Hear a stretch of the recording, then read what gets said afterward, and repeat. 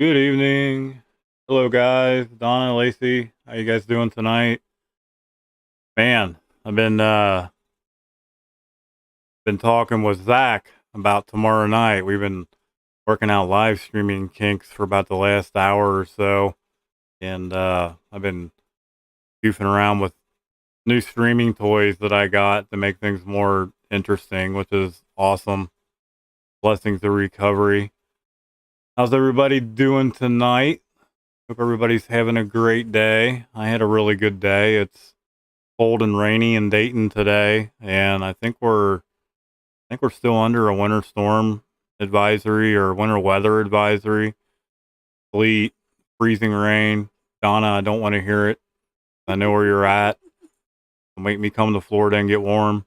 But yeah, I we're not having warm weather, guys, and it's not fun at all. But yeah, we're playing around with some new toys and just enjoying ourselves tonight, relaxing. We actually just now got some dinner. I see you laughing. We just now got some dinner delivered to the house, and it's 8:30 in the evening here. But you got a room. Look out. Yeah, you have to make room for two if we come to Florida, though. I got to bring my tag along with me. But yeah, we're having a good day. I hope you guys had a good day. I had a great day. I'm in a good mood. I'm tired. Had a long day. Was one of those draining days at work. But that's good. You know, it kept me active. Was able to help some guys today.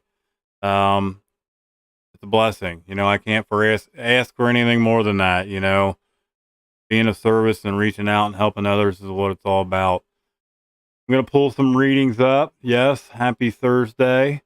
I'm going to Hazelton's website for those that are newer to the stream. I usually try to pull up a nightly reading, just recovery chat, keep it lax. Tonight I'm going to Hazelton's website, which is the Betty Ford Clinic.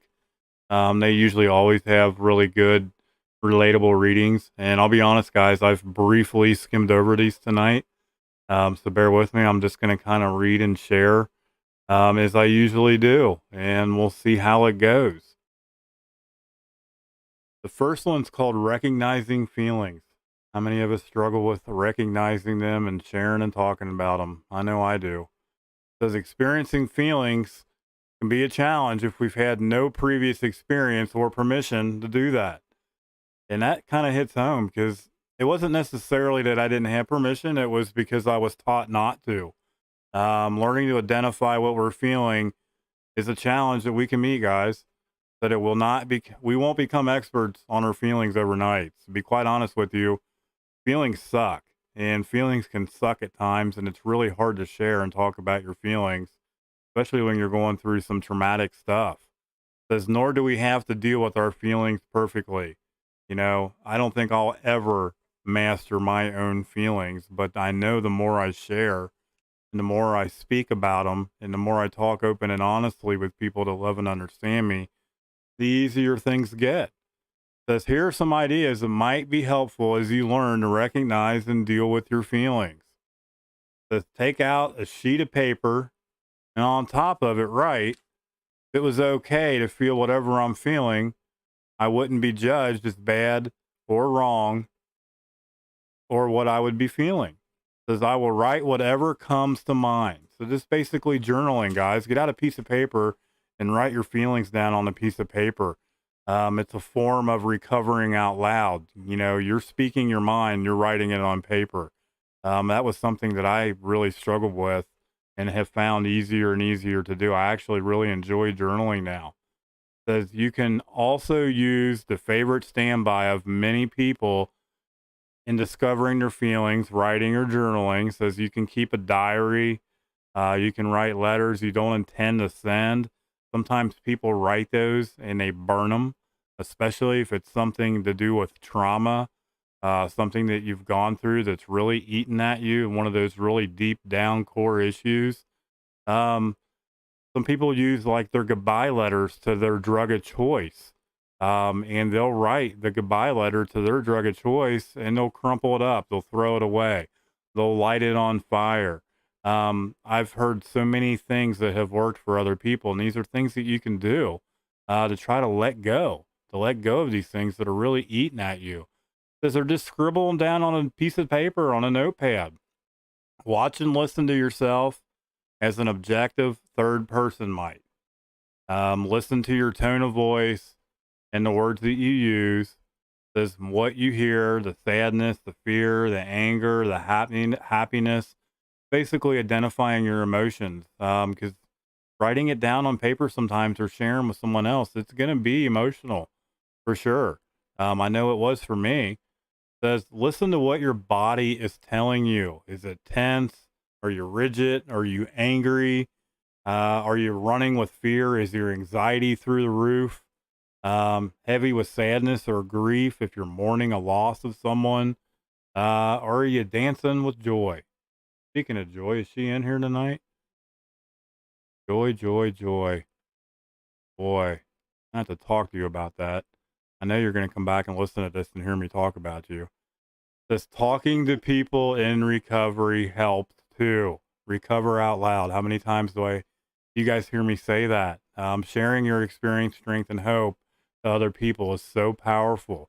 Going to meetings helps. Once we feel safe, many of us find that we'll open up naturally with ease about talking about our feelings. It's that lived experience of other people in the rooms, that relatable experience you hear a lot of people talk about. If you work a 12-step program and you're going to in-person meetings, that allows you to feel more comfortable and to open up and share honest about what you're going through. Says we are on a continual treasure hunt in recovery daily. And one of the treasures we're seeking is the emotional part of ourselves, getting outside of ourselves, sharing and talking open and honest about our feelings. Because we don't have to do it perfectly. All we have to do is be honest, open, and willing to try. Have that willingness to try and talk and share honestly. That's one thing that kept me stuck for decades, was I wasn't honest about my feelings. I wasn't honest about things that I had gone through in my life. Because our emotions, they're there. And they're waiting for us to share. They're waiting for us to share open and honest with other people. Because today I will watch myself and listen to myself as I go through my day. Life's going to show up. So listen, pay attention to your body and what's going on with you. And I won't judge myself or what I'm feeling. It's okay not to be okay if you're going through some shit. Feel it, share and talk about it. And I will accept myself for who I am and how I am and be okay with that. Each and every one of you guys are perfect just the way you are. Don't allow that to hold you back, and just be you. It's just that simple. And it took me a long time to realize that, guys. The next one is a reading called Each Day is a New Beginning. It's the daily meditation for women that I go to all the time. It's an absolutely great reading every single day. Let me scroll. Here we go. Says the beauty of the world has two edges, one of laughter and one of anguish, cutting the heart asunder. Says anguishing and undoubtedly more familiar to us is the beauty of laughter. Laughter is healing, guys. Says we feel anguish over our failures. We feel anguish over our losses, mourning people. We feel anguish over the attempts to succeed, to beckon us. How many of you guys out there have relapsed and then beat yourself up for relapsing and said, oh my God, I did it again.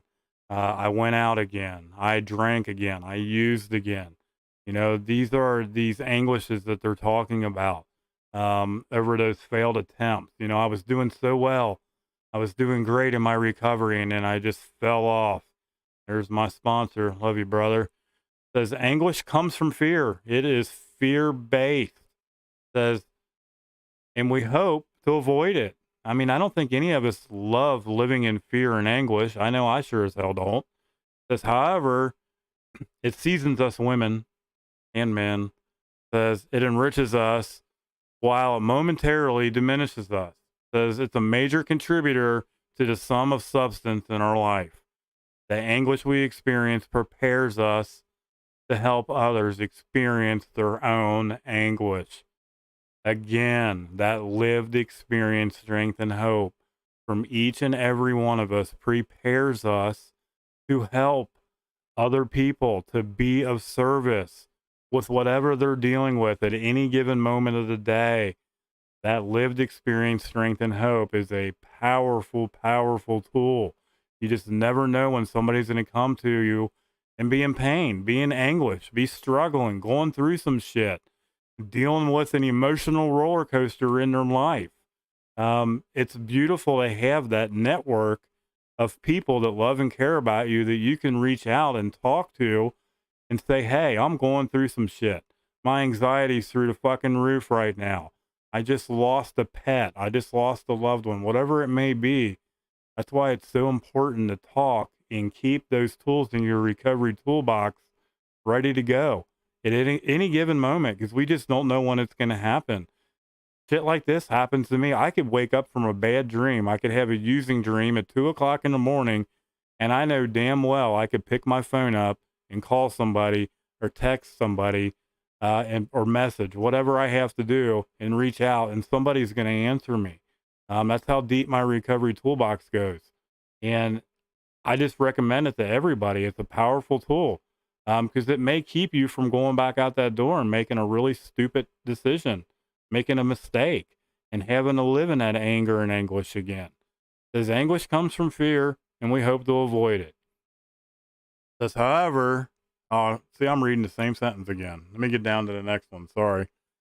Got wrapped up in what I was talking about. I scrolled out. That happens. Says, our laughter too must be savored and shared, and laughter builds more laughter. Laughter is healing. Laughter lends to participate, or lends a perspective on our anguish. Life has made us richer, fuller, and the ebb to flow, and the laughter to anguish to concert. We can laugh. I can laugh about my mistakes and some of the choices and decisions I've made today. I look back at some of the things I did and just shake my head at my own self like, you dumbass. I cannot believe you did that. Says we only could remember when the anguish was present, when we were in pain. And that is making our spirits whole, remembering how far we've came, where we were, and how far we've came today. Says that's it. Along with laughter, it's a healer of the soul. Says it'll lift our load at the same time as it burdens us, that it prepares us to feel better and to receive life's gifts, guys. Says it can help someone else face the anguish and the pain they're going through. It brings us all together. Together we are definitely stronger. It says, and it will soften me. It will help me heal. It's healing mentally, spiritually, and physically. And it says, and it makes way for the laughter for some to come. You know, it's a powerful reading. It's a super powerful reading, and laughter is very, very healing. Like I said before I came on, I was talking with Zach on the computer, kind of like we are now, just not live, testing some things out. And I mean, we were just laughing and cutting up and having a good time, despite us sharing some things that we were struggling with in our own lives today, that are bringing pain amongst me, pain amongst him. And despite that pain, laughter and us joking around and just being us, being our real us, it was helping us heal. It was helping us get through the pain that we were dealing with. That's why it's so important to share, guys. I'm going to beat that until I'm blue in the face, in everyone's throat, in everyone's head, because sharing that lived experience, I've said it before, I'll say it again, is the most powerful tool in my recovery toolbox next to my higher power. And I truly believe that. You just can't beat that shared experience, strength, and hope. Exactly. Addie says, reach out when life gets too heavy. Powerful tool, guys. Just sharing honestly with other people to love and understand you is a powerful tool. Tomorrow night, Zachar, California, guys, be here 8 o'clock Eastern. We will be live. Prayers for a good stream. Zach is excited. I am excited. Addie is excited. I hope you guys are excited. I hope you guys can tune in tomorrow night at 8. We'll be live here. We'll be live on YouTube and Facebook. There's an event flyer on our pages on the Dayton Strong Recovery 101. If you haven't set a reminder or clicked that you're going to participate in it, please do. It will send you a reminder when I go live. That way it'll pop up on your phone. You could subscribe on YouTube, and it'll come up and let you know that I'm live on YouTube. I appreciate you guys tuning in tonight. I am going to eat my dinner and participate in my recovery, which is making my stomach grow tonight. I love each and every one of you guys. I hope you guys have a great evening. I appreciate you guys participating in your recovery, not only yours, but mine. I love you guys. I hope to see you guys tomorrow night at 8 o'clock Eastern. Until then, we'll see you. I love you guys. I hope everybody has a good night.